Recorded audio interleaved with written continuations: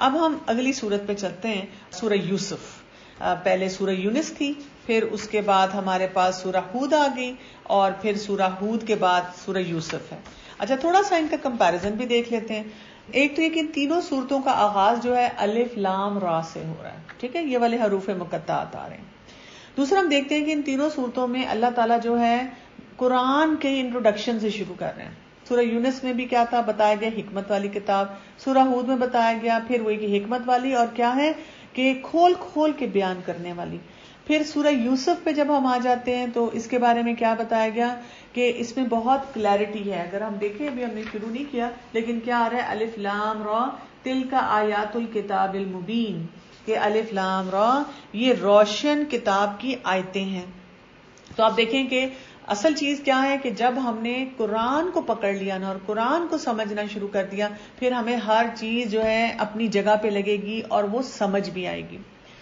اچھا، ایک اور طریقے سے بھی اس کو دیکھیں. جب ہم سورہ یونس دیکھتے ہیں تو اس میں ہم نے کیا دیکھا، یونس علیہ السلام کا جیسے واقعے کو دیکھیں. اپنا ان کا جو ہے انہوں نے قوم کو سارا اپنا میسج دیا، قوم نے نہیں سنا اور وہ اس میں سے باہر نکل آئے، وقت سے پہلے نکل آئے، لیکن لوگ جو تھے وہ واپس آ گئے. انہوں نے مل کے استغفار کی اور اللہ تعالیٰ نے ان کی معافی کر دی. ہود علیہ السلام کے بارے میں کیا تھا، وہ اپنے لوگوں میں رہے، لوگوں کو پیغام دیا، لوگوں نے بات نہیں سنا، ان پہ عذاب آیا. یوسف علیہ السلام کا کیا تھا، وہ تو بلکہ اپنے خاندان کے ہاتھوں جو ہیں انہوں نے بہت مسئلے مسائل اٹھائے، لیکن اللہ تعالیٰ نے ان کو پھر ایک وقت آیا کہ عروج بھی دیا، اور جب وہ عروج دیا تو وہ دوبارہ اپنی فیملی کے ساتھ مل گئے. سورہ یوسف جو ہے اس کی کچھ خصوصیات ہیں، ان کو بھی ہم دیکھ لیتے ہیں.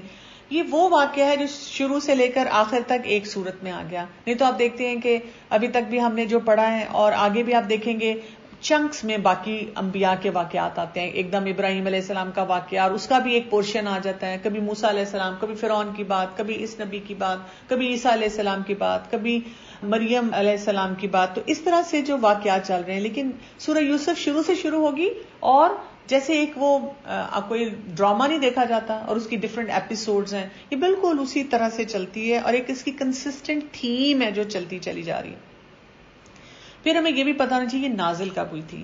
یہ اس وقت نازل ہوئی تھی جب رسول اللہ صلی اللہ علیہ وسلم پہ بڑا ڈیفیکلٹ ٹائم تھا. کافر تھے، وہ آپ صلی اللہ علیہ وسلم کو مکہ میں بہت تنگ کر رہے تھے.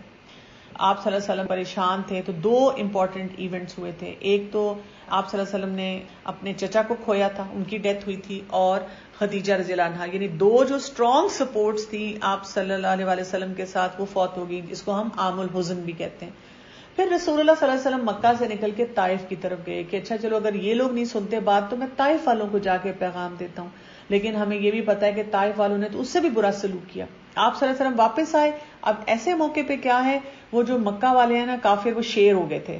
تو وہ نا جیوز کے پاس گئے، یہودیوں کے پاس گئے، یہودی علماء کے پاس گئے، اور ان کو جا کے کہتے کہ ہمیں آپ کوئی ایسا طریقہ بتائیں کہ اس وقت یہاں پر اب ہم ان کو پکڑ لیں، ان کے پاس کوئی جواز نہ رہے، کیونکہ یہ نبوت کا دعویٰ کر رہے ہیں آپ صلی اللہ علیہ وسلم کے بارے میں کہا. تو یہودیوں نے، جو وہاں ان کے ایکسپرٹس تھے، انہوں نے کہا کہ آپ رسول اللہ صلی اللہ علیہ وسلم سے یوسف علیہ السلام کے بارے میں پوچھیں، کیونکہ یوسف علیہ السلام کے بارے میں جو کچھ بھی اویلیبل تھا اس وقت تک، آپ دیکھیں نا ابھی بھی ہم نے جیسے جتنا قرآن پڑھا ہے اس میں کسی اور جگہ پہ یوسف علیہ السلام کا واقعہ نہیں آیا. اسی طرح سے یوسف علیہ السلام کا واقعہ جو تھا وہ یہودیوں کے جو اسکرپچرز تھے اس میں موجود تھا. ایک تو آپ صلی اللہ علیہ وسلم امی تھے، آپ تو پڑھنا ہی نہیں جانتے تھے، کوئی لائبریریز نہیں تھی، کوئی گوگل نہیں تھا، کوئی انٹرنیٹ نہیں تھا، کوئی سورس نہیں تھا کہ آپ صلی اللہ علیہ وسلم کسی اور طریقے سے اس کے بارے میں جانتے. تو اللہ سبحانہ تعالیٰ نے پوری سورہ یوسف جو تھی وہ نازل کر دی. آپ صلی اللہ علیہ وسلم کو نہ صرف یہ کہ ان کے لیے جواب دے دیا، بلکہ جو وہ سچویشن تھی نا آپ صلی اللہ علیہ وسلم کی زندگی کی، اس کے لیے بھی بہت خوبصورت ایک قسم کی ڈھارس دے دی، ایک قسم کا سپورٹ دے دیا. اور ہم یہ دیکھتے بھی ہیں، جیسے آپ ہوتا ہے کہ کسی دن کوئی پریشان ہے کسی چیز کے لیے، آپ جب قرآن کھولتے ہیں پڑھتے ہیں، یا آپ کوئی درس سنتے ہیں یا کوئی ٹاک سنتے ہیں، تو جو اسپیکر ہے وہ تو اپنے پوائنٹس بتا رہا ہے، لیکن آپ کو اس میں سے سولوشن مل جاتا ہے اپنے لیے. یہ اللہ تعالیٰ نے قرآن کا ایک معجزہ رکھا ہوا ہے.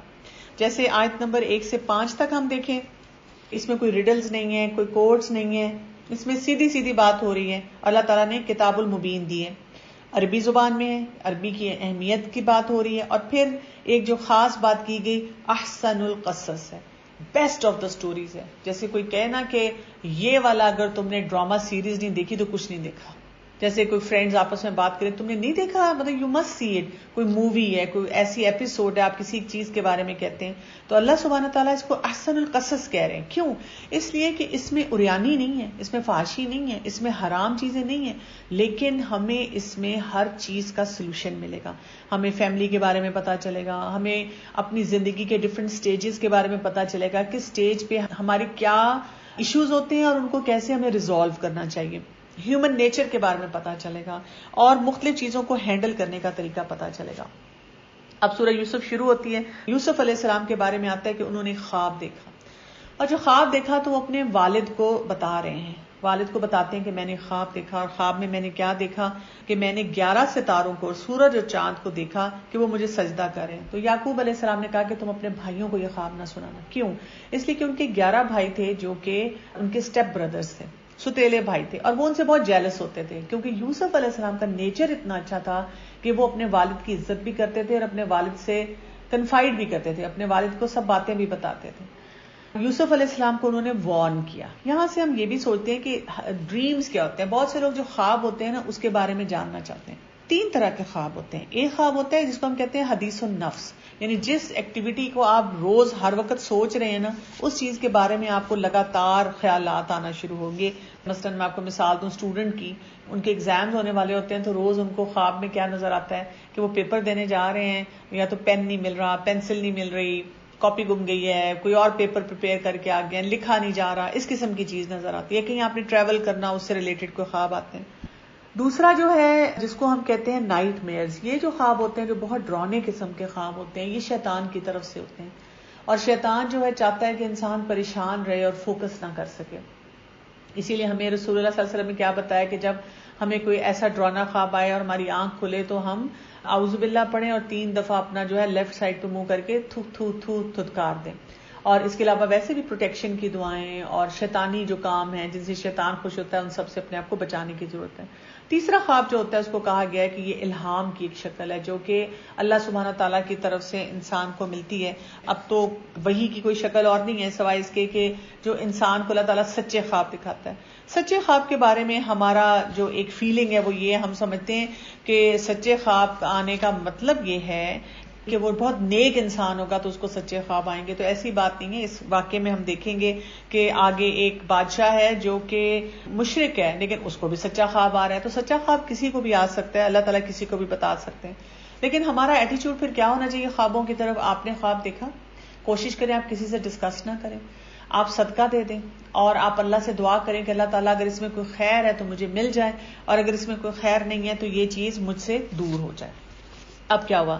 بھائی جو تھے کیونکہ وہ جیلس تھے، سبلنگ رائیولری تھی بہت زبردست قسم کی، انہوں نے پلان کیا کہ ہم اگر یوسف کو مار دیں یا قتل کر دینا تو پھر ہمارا کام آسان ہو جائے گا، پھر ہمارا باپ ہمیں توجہ دے گا، اس کو راستے سے ہٹاؤ. لیکن ان میں سے ایک نے مشورہ دیا کہ نہیں، اس کو مارتے نہیں، کہیں پھینک آتے ہیں. یہ اپنے والد کے پاس گئے، والد سے جا کر انہوں نے بہت زیادہ پیار محبت سے کہا کہ آپ ہمیں اجازت دیں، ہم اس کو اپنے ساتھ لے کے جانا چاہتے ہیں، کا خیال رکھیں گے. وہ پکنک پہ لے گئے. یہاں سے ہمیں یہ بھی پتہ چلتا ہے جو ریلیجس لوگ ہیں وہ پکنک پہ بھی جا سکتے ہیں. ہم میں سے اکثر لوگوں کا خیال یہ ہوتا ہے کہ جو ریلیجس لوگ ہیں ان کے پاس کوئی فن ہی نہیں ہے نا، سارا دن وہ بس نماز پڑھتے ہیں، قرآن پڑھتے ہیں، ذکر کرتے ہیں، جاگتے ہیں، سو جاتے ہیں. ایسی بات نہیں ہے. جو اللہ تعالیٰ نے حلال انٹرٹینمنٹ کے طریقے رکھے ہوئے ان کو بھی اڈاپٹ کرنا چاہیے، اور وہ کرتے بھی ہیں، لیکن ہم نے ایسی ایگزامپلز کم دیکھی ہوتی ہیں. اب کیا ہوا کہ وہ وہاں لے گئے. وہاں پہ جا کے انہوں نے کیا کیا، والد ان کو بھیجنا نہیں چاہتے تھے. اب وہاں پہ انہوں نے وہ ٹپیکل جملہ بولا کہ آپ ہمیں ٹرسٹ کیوں نہیں کرتے. یہ ایک وہ طریقہ ہوتا ہے کہ جب بچے والدین پہ پریشر ڈالنا چاہتے ہیں تو اس وقت یہ بات بولتے ہیں کہ آپ کو ہم پہ بھروسہ نہیں ہے. انہوں نے بھی ایسی گیم کی. والد نے، یعقوب علیہ السلام نے اجازت دے دی، وہ چاہتے تو نہیں تھے. انہوں نے یوسف علیہ السلام کو کنویں میں پھینکا، اور کنویں میں پھینک کر آرام سے اپنی پکنک شک کی، اور روتے ہوئے واپس آ کر ایک قمیض دکھائی یوسف علیہ السلام کی جس پہ خون لگا ہوا تھا، اور کہا کہ جی وہ بھیڑیا کھا گیا یوسف علیہ السلام کو، اور ہم نے بڑی کوشش کی، ہم تو کچھ نہیں کر سکے. اس ٹائم پہ آپ سوچیں کہ ان والد کی کیا حالت تھی. یعنی کہ ان کے تو سارے بچے ہیں نا، ان کے لیے تو ستیلے نہیں ہیں. اب ان کو سمجھ بھی آ رہی ہے، اللہ کے نبی ہیں، کہ یہ کوئی معاملہ ٹھیک نہیں ہے. جانے سے پہلے بھی ان کو اس قسم کی پریشانی تھی، لیکن یہ کیا کہہ رہے ہیں آیت نمبر 18 میں دیکھیں، فصبر جمیل واللہ المستعان علی ما تصفون. وہ یہ کہتے ہیں کہ بس میں تو صبر ہی کروں گا اور تمہاری بنائی ہوئی باتوں پر میں صرف اللہ سے مدد مانگوں گا. یوسف علیہ السلام کے بارے میں ہم سوچتے ہیں کہ انہوں نے کوئی چیخے چلائے کیوں نہیں, کوشش کیوں نہیں کی نکلنے کی, بھاگنے کی. ایسے لگتا ہے کہ وہ بس خاموشی سے جو اللہ نے ان کے لیے فیصلہ کیا انہوں نے اس کو ایکسپٹ کر لیا. اب کیا ہوا کہ وہ کنویں میں ہے, وہاں سے ایک گزرتا ہے کیروان, تو وہ بندہ پانی بھرنے آتا ہے, تو وہ تو وہاں دیکھتا ہے کہ یہ تو ایک لڑکا ہے, اور وہ بڑے خوش ہوتے ہیں اور وہ کیا کہتے ہیں, قال یا بشرا ھذا غلام, یہ تو میں لڑکا مل گیا. کیوں؟ یہ قافلہ ایجپٹ جا رہا تھا, مصر جا رہا تھا, وہاں پہ سلیوری بھی تھی, وہاں پہ غلام بکتے تھے. انہوں نے نا وہ سوچا کہ اس کو ہم بیچ دیتے ہیں اور کچھ پیسے مل جائیں گے. تو اس سے ہمیں یہ بھی پتا چلتا ہے کہ یہ جو ہمارے پاس یہ بہت بڑا ایشو آتا ہے کہ جی اسلام میں جو سلیوری ہے, تو سلیوری کا جو انسٹیٹیوشن ہے وہ ہمیشہ سے تھا اور کسی نہ کسی فارم میں ایگزسٹ کرتا تھا. اب یوسف علیہ السلام آزاد سے غلام بن گئے.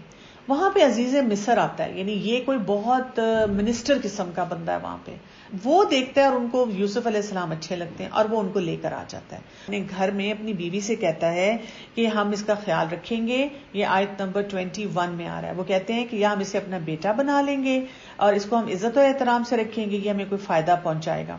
یوں کیا ہوا کہ وہ وہاں رہنا شروع ہو گئے. اور اللہ سبحانہ تعالیٰ یہاں پہ کہتے ہیں وَكَذَلِكَ مَكَّنَّا لِيُوسُفَ فِي الْأَرْضِ, اور اللہ تعالیٰ نے اس طرح یوسف علیہ السلام کو وہاں پہ جمایا اور وہاں پر اللہ تعالیٰ نے ان کو جگہ دی. یہ جو ان کا سوال تھا رسول اللہ صلی اللہ علیہ وسلم سے. اب یوسف علیہ السلام کے بارے میں پھر کیا آتا ہے کہ اب وہ بڑے ہو گئے. وَلَمَّا بَلَغَ أَشُدَّهُ آتَيْنَاهُ حُكْمًا وَعِلْمًا وَكَذَلِكَ نَجْزِي الْمُحْسِنِينَ, کہ اب وہ وقت آیا کہ وہ اپنی جوانی کو پہنچ گئے. Like he's around 18 years now. یوسف علیہ السلام کے بارے میں ویسے بھی آتا ہے کہ he was the most handsome man, سب سے زیادہ خوبصورت انسان جو پوری دنیا میں ہمیں پتا چلتا ہے وہ یوسف علیہ السلام.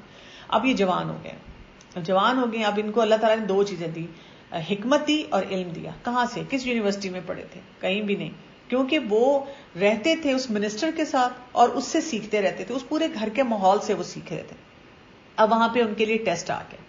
اب یوسف علیہ السلام کی زندگی کو ہم دیکھیں, ایک چیز اچھی ہوتی ہے ساتھ ہی ایک ٹیسٹ آ جاتا ہے, پھر ایک چیز اچھی ہوتی ہے پھر ساتھ ہی ایک اور ٹیسٹ آ جاتا ہے, پھر کوئی ایک معاملہ اچھا ہوتا ہے پھر کوئی مسئلہ آ جاتا ہے. لیکن یوسف علیہ السلام is going by the plan of Allah سبحانہ وتعالیٰ. اللہ تعالیٰ کیا کہہ رہے ہیں آیت نمبر 22 میں, وَكَذَلِكَ نَجْزِي الْمُحْسِنِينَ, اور اسی طرح ہم محسن کو, اچھا کام کرنے والے کو بدلا دیتے ہیں. یعنی کیونکہ انہوں نے کوئی کمپلین نہیں کیا, رونا دھونا نہیں ڈالا, ڈپریشن میں نہیں گئے, سوسائڈل نہیں ہو گئے, الٹی سیدھی حرکتیں نہیں کی. کیا کیا؟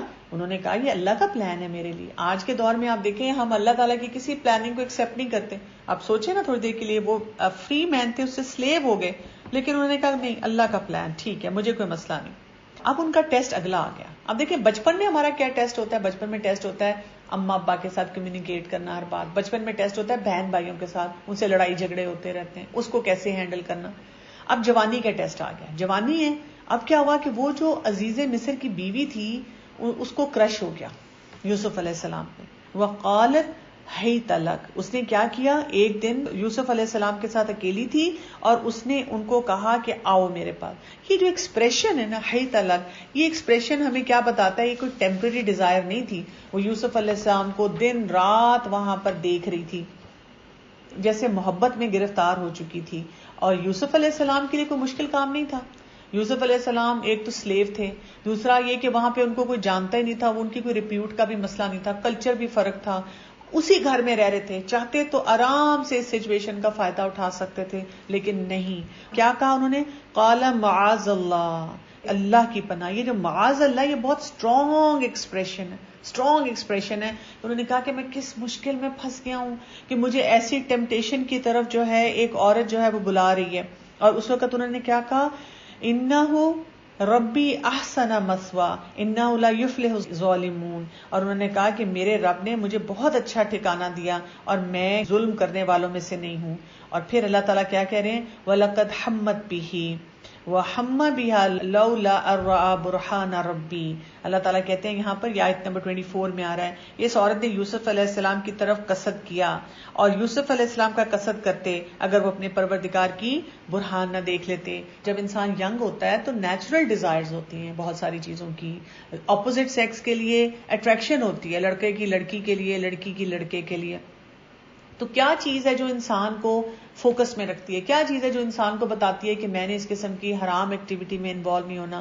برہان. برہان کیا ہے, جب آپ ہر وقت اللہ کو یاد رکھتے ہیں, جب آپ ہر چیز پہ سوچتے ہیں یہ چیز اللہ کو پسند نہیں اس لیے میں نے یہ کام نہیں کرنا. تو بہت خوبصورت ایکسپریشن کے ساتھ یہ بات بتائے گی. اس سے وہ حدیث بھی یاد رکھیں جس میں آتا ہے, جس کا مفہوم یہ ہے کہ 7 لوگ جو آخرت میں اللہ کے سائے کے نیچے ہوں گے, اس میں سے ایک وہ شخص ہوگا جس کو کسی نے حرام کی دعوت دی اور اس نے کہا کہ مجھے اللہ سے ڈر لگتا ہے, اس نے اس چیز کا فائدہ نہیں اٹھایا.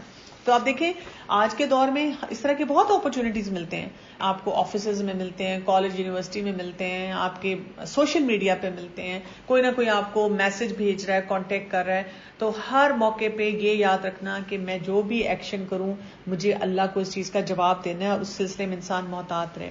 اب کیا ہوا, یوسف علیہ السلام جو تھے انہوں نے بھاگنا شروع کیا, اس عورت نے بھی بھاگنا شروع کیا. اب یوسف علیہ السلام آگے آگے بھاگ رہے ہیں, وہ عورت پیچھے پیچھے بھاگ رہی ہے. اب دیکھیں دونوں بھاگ رہے ہیں لیکن دونوں کی سچویشن فرق ہے. یوسف علیہ السلام اپنے آپ کو بچانے کے لیے بھاگ رہے ہیں اور وہ عورت جو ہے وہ ان کو گریب کرنے کے لیے بھاگ رہے ہیں. جب وہ دروازے کے پاس پہنچے ہیں, دروازہ جب انہوں نے کھلا تو وہاں پر وہ کیا دیکھتے ہیں کہ آگے عزیز مصر کھڑا ہوا ہے. اب آپ سوچیں یہ کتنی ڈیفیکلٹ سچویشن ہے. اب تھوڑی دیر کے لیے امیجن کریں جیسے کوئی ٹی وی میں ڈراما یا فلم آتی ہے, دروازہ کھلا ہے, وہ باہر کھڑا ہوا ہے اور وہ دونوں کی شکل دیکھ رہا ہے, اس کو ایک سیکنڈ میں سمجھ آئے گی کہ یہ کیا سچویشن ہو رہی ہے. اور وہ عورت جو تھی اس نے کیا کہا, یہ یوسف جو ہے نا یہ مجھے ٹیمپٹ کر رہا تھا. یعنی پہلے پیار محبت کی قسمیں وعدے کھا رہی تھی اور اب فوراً کہتی ہے کہ یہ مجھے ٹیمپٹ کر رہا تھا. وہ عزیز مصر کے لیے تو بہت بڑا ایشو ہے. اب وہ کہتا ہے میں کیا کروں. یوسف علیہ السلام جو تھے اپنی صفائی میں انہوں نے کہا کہ نہیں میں نے یہ کام نہیں کیا. اب کیا کیا جائے. ان کے ایک رشتے دار تک بات پہنچی, کوئی عقل مند انسان ہوگا, اس نے کہا کہ سرکمسٹینشیل ایویڈنس دیکھو, اگر تو قمیض آگے سے پھٹی ہوئی ہے تو پھر اس کا کیا مطلب ہے کہ عورت سچی ہے. اگر پیچھے سے پھٹی ہوئی ہے اس کا مطلب ہے یوسف علیہ السلام اپنی جان بچا کے بھاگ رہے ہیں, تو اس کا مطلب ہے کہ یوسف علیہ السلام سچے ہیں. تو قمیض پیچھے سے پھٹی ہوئی تھی تو یہ پتا چل گیا. اب عزیز مصر کے لیے تو بہت بڑا ایشو تھا, وہ اتنی انفلوئنشل پوسٹ پہ تھا کہ اگر دنیا کو پتا چل جاتا. اس نے کہا کہ اس معاملے کو ہش ہش کر دو, اس معاملے پہ اس سے زیادہ ابھی بات نہیں کرتے, اس کو چھوڑ دیتے ہیں یہیں پہ. یوسف علیہ السلام کو بھی اس نے چپ کرا دیا. یہاں سے ہمیں 2-3 چیزیں سمجھنے کی ضرورت ہے. پہلی چیز تو یہ کہ 2 چیزوں کا فرق سمجھیں. ایک ہوتا ہے لو, ایک ہوتی ہے انفیچویشن. انفیچویشن ہوتی ہے جو آپ کو ایک اٹریکشن بس محسوس ہوئی, اور اس کو کہا جاتا ہے یہ ٹاکسک اٹریکشن ہوتی ہے. اور یہ کوئی ایسا ریلیشن شپ نہیں ہوتا جیسے آج کل یہ لڑکے لڑکیوں کی جو دوستی ہمیں نظر آتی ہے, گپ شپ لگانی, فرینڈز بننا یا اپنے آپ کو جسٹ فرینڈز کہنا, ملاقاتیں کرنا, کوئی کمٹمنٹ نہیں ہے. کئی دفعہ ہوتا ہے کوئی لڑکی اگر مجھے کانٹیکٹ کر کے کہتی ہے کس طرح سے ایک لڑکا میرے پیچھے لگا, میں کتنی اچھا اس کو تم سے شادی کر لے, کتنی نہیں, وہ بھی دراصل پہلے اس کا بھائی کا مسئلہ ہے, پھر بہن کا مسئلہ ہے, پھر گھر نہیں بنا ہوا, پھر یہ مسئلہ ہے, پھر یہ مسئلہ ہے. وہ بھی 3 سال تک تو رشتہ نہیں بھیج سکتا. تو میں اس کو کہتی ہوں اچھا بیٹا 3 سال تک وہ تم سے ڈیٹ مار سکتا ہے, تمہیں ملاقاتیں کر سکتا ہے, تمہیں مس یوز کر سکتا ہے, تمہارے ساتھ حرام ریلیشن شپ رکھ سکتا ہے, لیکن اپنے ماں باپ کو یہ نہیں کہہ سکتا کہ جی تم سے وہ شادی کرنا چاہتا ہے, کہ وہ حلال کرے. تو یہ انفیچویشن ہوتی ہے. اگر آپ دیکھیں وہ پکڑا جائے گا تو کیا کرے گا, وہ کہے گا نہیں بس ہوگی, اب نہیں ہم آگے کچھ ریلیشن شپ رکھ سکتے. لو کیا ہوتا ہے, وہ لو ہوتا ہے جس میں آپ فیتھفل ہوتے ہیں, آپ لوئل ہوتے ہیں. اگر واقعی کوئی شخص آپ کو پسند کرتا ہے تو اسلام اجازت دیتا ہے گھر رشتہ بھیجے, ماں باپ کے پاس لڑکا جو ہے وہ رشتہ بھیجے, بجائے اس کے کہ پہلے ملاقاتیں کرے, پھر لمبی لمبی کہانیاں چلیں اور اس کے بعد جناب جو ہے وہ دونوں ایک دوسرے کو دھوکہ دیں. اسی لیے ہم دیکھتے ہیں کہ ہمارے دین میں کچھ ریسٹرکشنز بھی لگائی گئی ہیں. مثلا کیا کہا گیا ہے, اپنی نگاہ نیچے رکھی جائے. پھر کیا کہا گیا ہے, ایسی سب جگہوں پہ محتاط بھی رہا جائے اور ان کو اوائڈ کیا جائے جہاں فتنے ہیں. جیسے میں جو ینگسٹرز ہوتے ہیں تو میں ان کو کہتی ہوں کہ سوشل میڈیا پہ آپ بہت کیئرفل رہیں اپنی انفارمیشن ڈالتے ہوئے. اسی طرح سے آپ سوائے اپنی جیسے کلوز فرینڈز کے کسی بھی لڑکے کو نہ ایڈ کریں, اور لڑکوں کو میں کہوں گی کہ لڑکیوں کو ایڈ نہ کریں. اس لیے کہ آپ دیکھیں حدیث میں واضح طور پہ کیا آتا ہے کہ جب ایک مرد اور عورت اکیلے ہوتے ہیں تو تیسرا ان کے ساتھ شیطان ہوتا ہے, اور وہ شیطان جو ہے وہ ان کو غلط چیزوں کی طرف جو ہے وہ لے کے جائے گا. کئی دفعہ جیسے کوئی لڑکیاں آ کے مجھے پوچھتی ہیں کہ ہمیں کوئی آفس کا کام کرنا ہے, یا ہم یونیورسٹی میں پڑھ رہے ہیں, ہمارے کوئی پروجیکٹس ہیں تو ہم کیا کریں. اب ہمیں اس میں تو لڑکوں کے ساتھ کام کرنا ہے, ای میلز بھی جائیں گی, گروپ بھی بنے ہوئے ہیں واٹس ایپ پہ. تو ان کو میں کہتی ہوں اپنی کسی محرم کو اس میں ڈالیں. ان کو کہیں کہ جی جو بھی میں ای میل بھیجوں گی CC ٹو مائی محرم. محرم کون ہے, بھائی ہے یا فادر ہے. اس سے عمر کا کوئی تعلق نہیں ہے. کتنے ایسے کیسز نظر آتے ہیں کہ جب ایک خاتون ریلیکس تھی یا ایک مرد ریلیکس تھا اور اس قسم کی جو مشکلات میں جو ہے وہ پڑ گئے. تو ان سب چیزوں سے انسان کو اپنے آپ کو بچانے کی بہت زیادہ ضرورت ہے. کہانی آگے کیا چلتی ہے, اب یہ خبر جو تھی، حالانکہ عزیز مصر نے کوشش کی کہ گھر تک رہے، لیکن یہ اس علاقے کی عورتوں میں پھیل گئی. وہ جو عزیز مصر کی وائف تھی نا، وہ اس ایلیٹ کلاس کے پورے سرکل میں پھیل گئی. وہ سوسائٹی ایسی تھی نا، سکینڈلز کو پسند کرنا، گوسپ کرنا. انہوں نے نا باتیں بنانی شروع کر دی اس عورت کے بارے میں کہ لو جی، یہ تو اپنے ایک ملازم کے چکر میں پھنس گئی تھی اور یہ تو اس قسم کے کام کرنا شروع ہو گئی تھی. اب اس کو تو نہیں اچھا لگا عزیز مصر کی وائف کو، کہ ایک تو ظاہر ہے اس کو بڑی ہیوملیشن لگی کہ میرے یہ قابو نہیں آیا، پھر یہ کہ میرے بارے میں اس قسم کی باتیں بھی ہونا شروع ہوگی. اس نے ایک سیکنڈ پلان بنایا، اور یہ آیت نمبر 31 آنورڈ جو ہے اس کے بارے میں ہمیں پتہ چلتا ہے. اب اس نے کیا کیا؟ اس نے یہ کیا کہ ساری عورتوں کو ایک بہت بڑی بینکویٹ، ایک پارٹی کی، اور ان سب عورتوں کو بلایا. اب وہ ساری لیڈ عورتیں آئیں، کھانا شانا کھایا، گپ شپ لگائی. پھر جب اس کو ڈیزرٹ کا ٹائم آیا نا، سب بڑی ریلیکس بیٹھی ہوئی، کیونکہ آپ دیکھیں جب تک ہم نے کھانا نہیں کھایا تو ہم ذرا فارمل بیٹھے ہوتے ہیں. جب ہم کھانا شانا کھا لیتے ہیں نا، اور اب ڈیزرٹ کھانے کا ٹائم ہے، تو پھر ہم بالکل ریلیکس بیٹھ جاتے ہیں، پھر زیادہ گپ شپ ہونی شروع ہو جاتی ہے. اس ٹائم پہ انہوں نے یوسف علیہ السلام کو وہاں بھیجا کہ جا کے ان کو سرو کریں. اور ان خواتین نے جب یوسف علیہ السلام کو دیکھا، کیونکہ بہت خوبصورت تھے، تو وہ کیا کہنے لگی؟ آیت نمبر 31 دیکھیں، وَقُلْنَا حَاشَ لِلَّهِ مَا هَذَا بَشَرٌ إِنْ هَذَا إِلَّا مَلَكٌ كَرِيمٌ. انہوں نے کہا حاشا للہ. یہ ایک ایکسپریشن تھا کہ اسے ہم کہتے ہیں او مائی گاڈ، ٹھیک ہے، اور آپ کہتے ہیں he is gorgeous, he is out of this world. تو یہ والا ایکسپریشن تھا کہ انہوں نے فوراً دیکھ کے کہا کہ اس قدر خوبصورت انسان. سوچے یوسف علیہ السلام کے لیے کتنا بڑا ایشو ہے. پہلے ایک عورت تھی، اب ساری عورتیں پیچھے پڑ گئیں. انہوں نے اللہ سے دعا کی. آیت نمبر 33 میں دیکھیں وہ کیا دعا کرتے ہیں، قال رب السجن احب الی مما یدعوننی الی. انہوں نے کہا اے میرے پروردگار، جس بات کی طرف یہ عورتیں مجھے بلا رہی ہیں، اس سے تو مجھے جیل خانہ زیادہ پسند ہے. مجھے نہیں اس فتنے میں رہنا کہ یہاں پر تو میرے لیے مشکلات بڑھتی جا رہی ہیں، میرے لیے اپنے آپ کو بچانا ہی مشکل ہو گیا. مومن کے لیے دنیا جو ہے وہ ایک جیل خانے کی طرح ہے. بالکل جیسے آپ جیل میں ہوتے ہیں نا، ڈسپلنڈ ہوتے ہیں، ہر چیز آپ کی مرضی کی نہیں ہو رہی ہوتی، کئی چیزوں پہ آپ کو کمپرومائز کرنا پڑتا ہے. اگر آپ کو لگتا ہے نا آپ کی زندگی میں ہر چیز بڑے مزے کی ہو رہی ہے، کوئی مسئلہ ہی نہیں آتا، آپ کی کوئی روک ٹوک ہی نہیں ہے، تو پھر آپ ٹربل میں، پھر آپ مومن نہیں ہیں. جو مومن ہوگا نا، اس کے اوپر گھر والوں کی طرف سے بھی پابندیاں لگیں، اس کو اپنے اوپر بھی پابندیاں لگانی پڑیں گی کہ میں یہ کر سکتا ہوں اور میں یہ نہیں کر سکتا. اب جی یوسف علیہ السلام جو تھے وہ جیل میں چلے گئے. وہاں پہ کیا رہا ہے، وَدَخَلَ مَعَهُ السِّجْنَ فَتَيَانِ. اب جب یوسف علیہ السلام جیل میں گئے تو ان کے ساتھ 2 لڑکے بھی گئے. وہ دونوں جو تھے بادشاہ کے دربار میں کام کرتے تھے. تو وہاں پر انہوں نے کوئی غلطی کی تھی، تو اس کی وجہ سے ان کو یہاں ڈالا گیا. اب وہ کیا کرتے ہیں کہ وہ یوسف علیہ السلام کے پاس آ جاتے ہیں. یوسف علیہ السلام کو آ کے کہتے ہیں کہ ہم نے نا ایک خواب دیکھا ہے، اب ہمیں اس کی تعبیر چاہیے. کیا کہتے ہیں اینڈ میں؟ یہ آیت نمبر 36 میں آ رہا ہے، اِنَّا نَرَاكَ مِنَ الْمُحْسِنِينَ. ہم آپ کو محسن دیکھتے ہیں. اب آپ دیکھیں یہ والی بات نا، اس کو ذرا آپ ہائی لائٹ کیجیے گا، یہ آگے بھی آئے گی. یہ بھی ہمارا یہ واقعہ آج ختم نہیں ہوگا، اس کو ہم انشاءاللہ کل کنٹینیو کریں گے. پہلے بھی آیا ہے کہ آپ محسن تھے. محسن کیا ہوتا ہے؟ جو بہت خوبصورت انسان ہوتا ہے، صرف شکل میں نہیں، مینرز میں، بیہیویئر میں، عبادت میں، تمام کاموں کو ایکسیلنس کے لیول پہ کرتا ہے. تو وہ کہتے ہیں ہم آپ کو بہت محسن دیکھتے ہیں. یعنی کہ جیل میں جہاں کرمنلز ہیں ان میں بھی انہوں نے آئیڈینٹیفائی کر لیا کہ یہ شخص بہت اچھا انسان. اس سے کیا پتا چلتا ہے؟ ماحول بہت زیادہ خراب بھی ہو اور اگر آپ اللہ سے ویل کنیکٹڈ ہیں تو آپ اپنے آپ کو بہت سی چیزوں سے بچا سکیں گے. اب ان سے کہتے ہیں ہمیں خوابوں کی تعبیر بتاؤ. اب یہ یوسف علیہ السلام کا اب یوتھ سے ایک نیکسٹ فیز آ گیا. اب یہ وہاں پہ ان کو دعوت دے رہے ہیں، دین کی طرف بلا رہے ہیں. وہ ان کو کہتے ہیں کہ میں نا تمہیں تھوڑی سی بات کروں گا اس سے پہلے کہ تمہارے پاس کھانا آئے، تھوڑا سا ٹائم لوں گا. یہ آیت نمبر 39 میں کہتے ہیں یا صاحبن السجن ارباب متفرقون خیر ام اللہ واحد القہار. وہ کہتے ہیں اے میرے قید خانے کے ساتھیوں، یہ نہیں کہا کرمنلز برے لوگ ہو تم، تو کہا ہے میرے قید خانے کے ساتھیوں، کیا متفرق کئی اور رب یا خدا جو ہیں بہتر ہیں یا ایک اللہ جو زبردست اور طاقتور ہے. اب وہ ان کو توحید کا پیغام پہلے دیتے ہیں اور پھر ان کو ان کے خوابوں کی تعبیر بھی بتاتے ہیں. کچھ عرصے کے بعد وہ آزاد ہو جاتے ہیں اور ان کی خواب کی تعبیر کے مطابق ایک مارا جاتا ہے اور ایک جو ہے وہ بادشاہ کے دربار میں لگ جاتا ہے. جو بادشاہ کے دربار میں لگنے والا تھا اس کو نا یوسف علیہ السلام کہتے ہیں کہ جب تم بادشاہ کے دربار میں جاؤ گے نا تو پلیز اس سے میری بات کرنا اور اس کو میرے بارے میں بتانا اور مجھے آزاد کروانا. وہ ان سے بڑے قسمیں وعدے کھا کے جاتا ہے، آپ فکر ہی نہیں کریں میں وہاں پہنچتے ساتھ ہی میں بادشاہ کو بتاؤں گا. لیکن آپ سوچیں وہ وہاں بھول گیا. کین یو امیجن وہ بھول گیا. اور اس کے بارے میں اگر آپ آیت نمبر 42 کا اینڈ دیکھیں تو اس میں کیا آتا ہے, فَأَنْسَاهُ الشَّيْطَانُ ذِكْرَ رَبِّهِ فَلَبِثَ فِي السِّجْنِ بِضْعَ سِنِينَ, کہ شیطان نے اس کو بھلا دیا ذکر کرنا. یوسف علیہ السلام بِضْعَ سِنِينَ, چند سال اور رہے. یہ جو ورڈ ہے نا بِضْعَ سِنِينَ, یہ آتا ہے 3 to 8 years کے لیے. 3 to 8 years یوسف علیہ السلام پھر رہے. آپ سوچیں جب آپ ویٹ کر رہے ہوتے ہیں نا کسی کا کہ شاید آج آ جائے, وہ بڑی ٹیریبل کنڈیشن ہوتی ہے. ایک ہوتا ہے آپ کو پتا ہے کہ جی میرا تو کسی نے کرنا ہی کچھ نہیں. اب یوسف علیہ السلام سوچیں سارا دن سوچتے ہوں گے کہ آج اس نے شاید پیغام دیا ہوگا, شاید آج کوئی میرے لیے آ جائے گا, شاید آج کوئی مجھے ریلیز کروا دے گا. واقعہ آگے چلتا ہے.